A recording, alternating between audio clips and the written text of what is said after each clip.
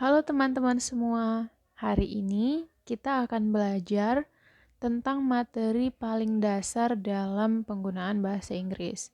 Apa itu? Tentu saja adalah to be. Nah, to be ini sendiri seperti yang kita ketahui adalah sebuah verb ya.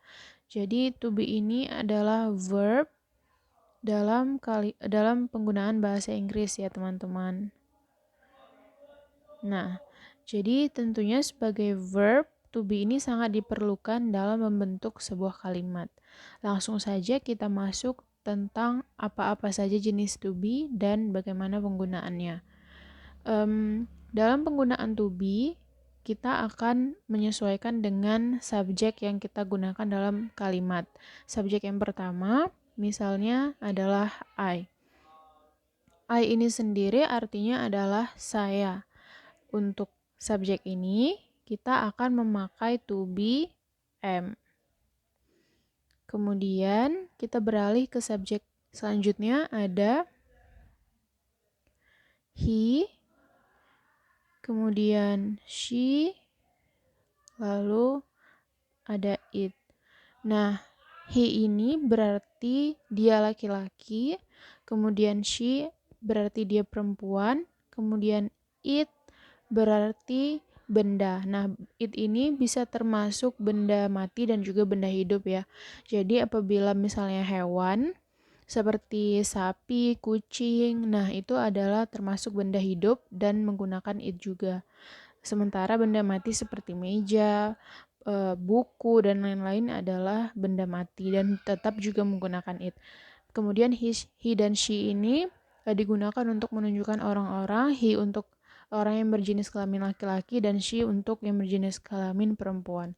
Nah, untuk ketiga subjek ini kita akan menggunakan to be is.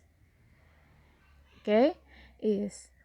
Kemudian kita beralih ke subjek selanjutnya ada you yang berarti Anda atau kamu.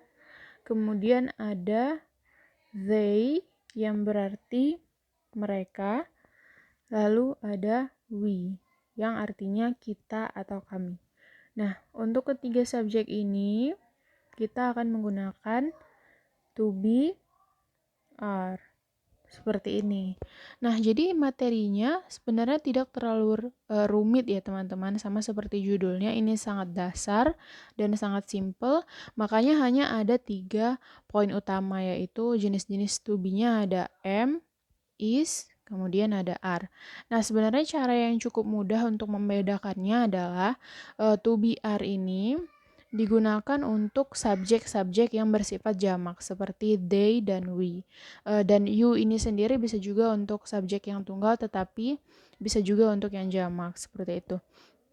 Sementara untuk to be yang is ini bisa dipastikan keseluruhannya dipakai untuk subjek-subjek yang tunggal seperti he, she, dan it. Jadi kalau misalnya kita membuat kalimat dan subjeknya yang kita bicarakan adalah bersifat tunggal atau satu, maka kita menggunakan to be is ini.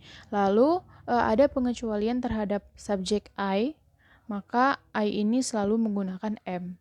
Walaupun dia bersifat tunggal, tetapi tidak menggunakan is ya teman-teman.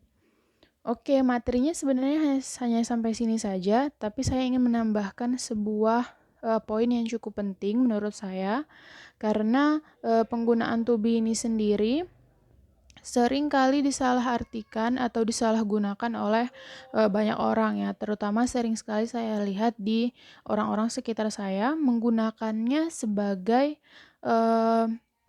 pelengkap sebuah kalimat. Memang benar sebagai verb ini berperan sebagai pelengkap dalam sebuah kalimat, tetapi banyak sekali orang mengira verb, maksud saya to be, itu berbeda dengan verb. Padahal sebenarnya to be itu sama dengan verb. Seperti yang sudah saya sebutkan di awal ini ya teman-teman. Jadi banyak sekali orang yang sering membuat to be ini dalam sebuah kalimat seperti misalnya begini, mereka ingin mengatakan saya sedang berjalan misalnya. Mereka akan menambahkan seperti ini. I am. Kemudian mereka menambahkan lagi kata kerja dasar seperti walk. ini sudah benar-benar salah ya teman-teman. Kenapa? Seperti yang sudah dikatakan, am ini adalah to be yang notabene adalah verb juga. Verb. Nah, di sini walk juga adalah verb, maka ini sudah pasti sangat salah. Kemudian mereka juga sering membuat kalimat seperti yang mirip seperti ini. Tentu saja mereka sering membuat seperti she is misalnya apa ya, misalnya sleep, like that, sleep. Nah, ini kan sudah pasti salah ya, sama seperti pola yang ini juga memiliki dua verb yang sudah pasti salah. Nah, jadi kalau misalnya teman-teman ingin menambahkan sesuatu di kalimatnya sebelum verb dan sesudah subjek ini, maka mungkin bisa ditambahkan seperti ini. Jadi, misalnya untuk kalimat ini ya, kita bisa menambahkan I do walk, seperti itu. Jadi ini kalimat ini benar ya, ini tidak salah karena ini tetap berarti saya berjalan, seperti itu. Sementara kalau di sini ini sudah salah dan artinya sudah tidak karuan, seperti itu. Tetapi sebenarnya walaupun kalimat ini benar, bentuk seperti ini cukup jarang ya digunakan dalam keadaan umum seperti itu, kecuali memang punya tujuan tertentu dalam menggunakan kalimat seperti ini. Tetapi pada umumnya ini cukup jarang. Jadi biasanya orang-orang hanya akan bilang I walk, ya udah sesimpel itu aja gitu. Atau kalau memang benar-benar pengen menambahkan sesuatu, nah maka kalimatnya akan jadi I am walking, seperti itu. Karena kenapa ini boleh? Karena walking ini sudah bukan verb lagi. Begitu. Jadi ini sudah berbeda. Kalau misalnya verb ditambahkan ing, itu sudah bukan verb lagi. Begitu. Maka di sini hanya ada satu verb dan ini kalimat yang benar. Nah, pola kalimat seperti ini masuk ke dalam tenses yang berbeda ya, teman-teman. Ini bisa kita sebut present continuous tense dan ini sudah sedikit berbeda. Maksud saya ini bukan lagi present tense seperti to be yang kita bahas ini. Jadi nanti mungkin di video selanjutnya saya akan bahas tentang ini. Doakan saja semoga saya sempat bikin videonya. Nah, kita akan bahas tentang present continuous tense ini. Ini juga salah satu tenses yang cukup penting dalam penggunaan bahasa Inggris, seperti itu. Oke, saya rasa untuk video kali ini segitu saja.